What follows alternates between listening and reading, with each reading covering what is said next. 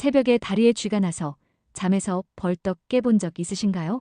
그 순간엔 정말 숨이 멎을 만큼 아프죠? 그게 단순한 쥐가 아니라 몸이 마지막으로 보내는 경고일 수도 있습니다. 오늘은 그 통증을 단 3초 만에 멈추는 법을 알려드리겠습니다. 저는 내과 전문의로 25년째 진료하고 있는 김은주입니다. 수많은 환자분들을 보며 실제로 효과가 있었던 방법만 전해드립니다. 이건 병원에서도 바로 사용하는 응급대처법이에요. 그리고 단순한 근육 문제라고 생각했다가 생명을 위협하는 신호를 놓치는 경우도 많습니다. 오늘 영상 끝까지 보시면 당신의 밤이 완전히 달라질 겁니다. 지금 바로 시작하겠습니다. 1단계 3초 발등 당기기 스트레칭. 쥐가 났다면 제일 먼저 이렇게 하세요. 다리를 쭉 펴고 발끝을 얼굴 쪽으로 천천히 당깁니다. 하나, 둘, 셋. 3초 유지하고 1초 풀기. 이걸 5번 정도 반복합니다. 절대 급하게 당기지 말고 부드럽게 늘리세요. 갑작스럽게 당기면 근육이 더 놀랍니다. 무릎은 완전히 펴야 합니다. 그래야 종아리 근육이 길게 늘어나면서 경련이 풀립니다.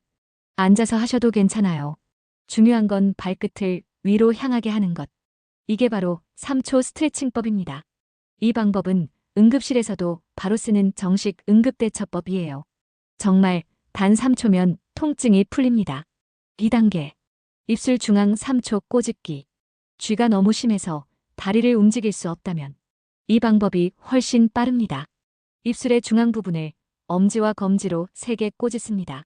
3초 동안 유지하고 1초 쉬었다 다시. 이걸 3번 반복하세요. 입술은 자율신경이 집중된 부위라 강하게 자극하면 다리로 가는 통증 신호가 차단됩니다. 말하자면 신경의 회로를 끊는 겁니다. 처음엔 의심스러워도 직접 해보시면 효과를 바로 느낄 수 있습니다. 움직이지 못할 때 손 하나로 통증을 끊는 유일한 방법입니다. 3단계 서서 벽 밀기 스트레칭. 쥐가 조금 풀렸다면 이제 3번째 단계입니다. 벽을 향해 서서 손바닥을 짚고 한쪽 다리를 뒤로 빼세요. 뒤꿈치는 바닥에 붙이고 무릎은 편 상태로 유지합니다. 몸을 천천히 앞으로 기울이세요. 종아리 뒤쪽이 살짝 당길 때 그 자세로 10초 유지. 이걸 좌우 2세트씩 반복합니다. 혈액순환이 다시 돌아오면서 통증이 줄어듭니다. 앉아있다면 의자에 앉아서 발끝을 몸쪽으로 당기기만 해도 좋습니다. 핵심은 멈추지 말고 천천히 늘리는 것. 호흡은 길고 부드럽게. 숨을 참으면 근육이 더 긴장합니다. 4단계 온찜질 10분 뒤 짧은 걷기. 통증이 멈췄다면 근육을 따뜻하게 해줘야 합니다. 따뜻한 수건이나 찜질팩을 종아리에 올려둡니다. 10분에서 15분이면 충분합니다. 온도가 너무 뜨겁지 않게 손등으로 먼저 확인하세요. 그 다음 방안을 천천히 1분에서 2분 정도 걸어보세요. 짧게 움직이는 것만으로도 혈액순환이 돌아옵니다. 따뜻하게, 천천히. 이것이 회복의 공식입니다. 쥐가 한 번 나면 근육은 하루 동안 예민해집니다. 따뜻하게 해줘야 다음 쥐를 막을 수 있습니다. 얼마 전 외래에 오신 72세 여성분이 계셨습니다.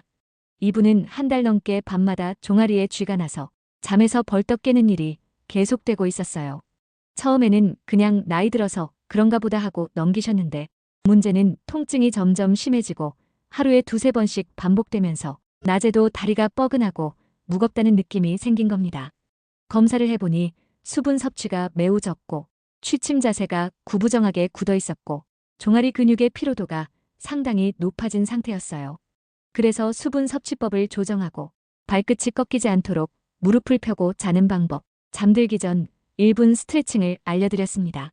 일주일 뒤 다시 오셨는데 표정이 완전히 달라져 있었습니다. 선생님, 이렇게 편하게 잠든 게 얼마만인지 모르겠어요. 새벽에 깨는 횟수가 거의 없어졌다고 하셨어요. 작은 변화가 통증을 완전히 바꿀 수 있다는 걸 다시 한번 느끼게 해준 사례였습니다. 그런데 단순한 쥐가 아니라 병의 신호일 수도 있습니다. 이 5가지는 꼭 기억하세요. 첫째, 한쪽 다리만 붓고 뜨겁다. 둘째, 쥐가 풀려도 통증이 하루 이상 지속된다. 셋째, 다리가 차갑거나 창백하다. 넷째, 숨이 차고 가슴이 답답하다. 다섯째, 다리에 힘이 빠지거나 감각이 둔하다. 그럼 각 위험 신호에 대해 설명해 드릴게요. 1. 한쪽 다리만 붓고 뜨겁고 아픈 경우. 이런 증상이 있을 때 가장 먼저 의심하는 병이 깊은 정맥 혈전증입니다. 다리 깊은 쪽 정맥 안에 피떡, 즉 혈전이 생겨서 혈액이 잘 흐르지 못하는 상태입니다. 보통 종아리나 허벅지 한쪽만 갑자기 붓고 묵직하게 아프고 겉에서 만지면 다른 쪽보다 따뜻하게 느껴지는 경우가 많습니다. 문제는 이 피떡이 그 자리에서만 머무는 게 아니라는 점입니다. 혈전이 떨어져 나가서 혈관을 따라 올라가면 심장을 지나서 폐혈관을 막을 수 있습니다. 이때 생기는 병이 바로 폐색전증입니다. 갑작스럽게 숨이 차고 가슴이 아프고 심장이 빨리 뛰면서 심하면 그대로 의식을 잃을 수도 있는 응급질환입니다. 그래서 한쪽 다리만 이상하게 붓고 뜨겁고 아플 때는 단순한 쥐가 아니라 혈전이 아닌지 꼭 확인해야 합니다. 특히 오래 앉아있는 생활, 장거리 버스나 비행기 여행을 자주 하시는 분들, 수술 후 회복 중이신 분들, 암 치료를 받고 계신 분들은 위험이 더 높습니다. 이 쥐가 풀려도 통증이 하루 이상 계속되는 경우, 보통 단순한 근육 경련이라면 수분에서 길어도 몇십 분 안에 통증이 많이 줄어듭니다. 그런데 하루 이틀이 지나도 계속 아프고 걸을 때마다 찌릿찌릿하거나 땅을 디딜 때 통증이 심해진다면 근육이 단순히 수축했다 풀린 것이 아니라 근육 섬유가 부분적으로 손상되었을 가능성을 생각해야 합니다. 심한 경우 근육 안쪽에 작은 출혈이 생기거나 근육이 붓고 단단해지는 경우도 있습니다. 또 혈관이나 신경이 함께 자극을 받은 경우 통증이 길게 이어질 수 있습니다. 특히 혈액을 묽게 하는 약이나 혈압약, 항응고제를 드시는 분들은 작은 근육 손상에도 근육 안에 피가 차면서 통증과 멍이 오래 갈 수 있습니다. 이럴 때는 그냥 파스만 붙이고 버티기보다는 정확히 어디가 얼마나 손상됐는지 한 번쯤 확인해 보는 게 좋습니다. 3. 다리가 차갑고 창백해지는 경우. 이번에는 정반대 경우입니다. 다리가 붓고 뜨거운 것이 아니라 갑자기 차갑고 창백해지는 경우입니다. 이때는 다리로 가는 동맥혈관이 막혔을 가능성을 꼭 생각해야 합니다. 심장에서 나온 피가 동맥을 통해 다리로 내려가야 하는데 동맥이 갑자기 막히면 그 아래로는 피가 거의 가지 못하게 됩니다. 그렇게 되면 피부색이 하얗게 또는 푸르게 변하고 만졌을 때 차갑게 느껴집니다. 감각도 둔해지고 저릿저릿해질 수 있습니다. 이 상태가 오래 지속되면 그 부위 근육과 피부가 산소 부족으로 손상을 받게 됩니다. 심한 경우에는 조직이 괴사해서 수술이 필요해지는 단계까지 갈 수 있습니다. 그래서 다리가 갑자기 차갑고 창백해지면서 심한 통증이 온다면 시간을 끌지 말고 바로 응급실을 가셔야 합니다. 4. 쥐와 함께 숨이 차고 가슴이 답답한 경우. 다리에 쥐가 났을 때 동시에 숨이 차고 가슴이 답답하고 심장이 미친 듯이 빨리 뛰는 느낌이 든다면 우리가 가장 무서워하는 상황 중 하나입니다. 다리나 골반 쪽에 혈전이 떨어져 나가 폐혈관을 막으면서 생기는 폐색전증일 수 있기 때문입니다. 혈전이 폐혈관을 막으면 폐에서 산소를 받아들이는 기능이 갑자기 떨어지고 심장이 피를 밀어내기 위해 더 세게 더 빨리 뛰게 됩니다.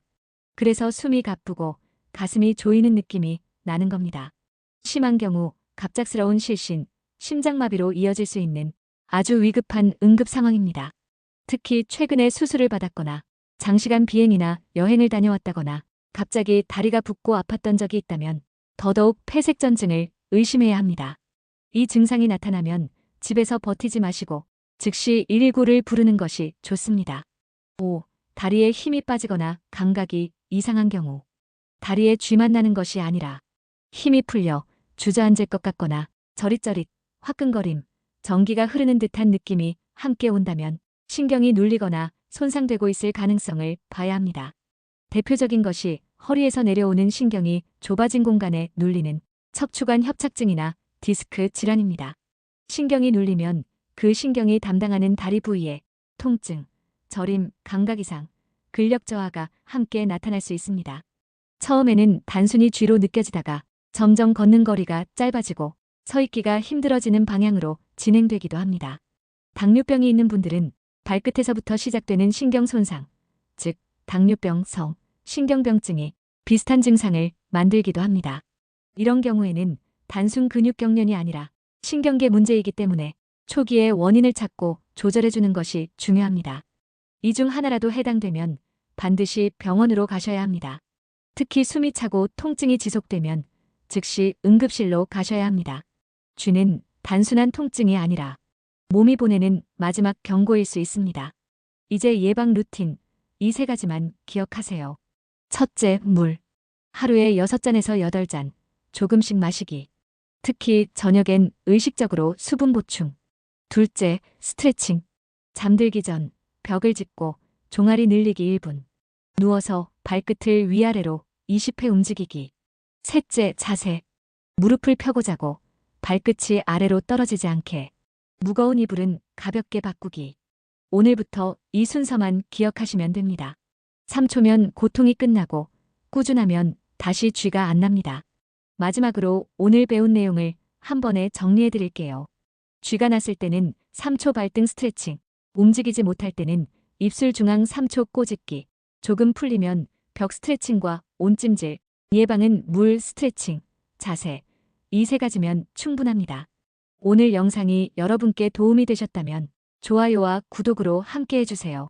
사랑하는 가족과 지인들에게 공유해주시면 누군가의 통증을 줄여주는 큰 힘이 될 거예요.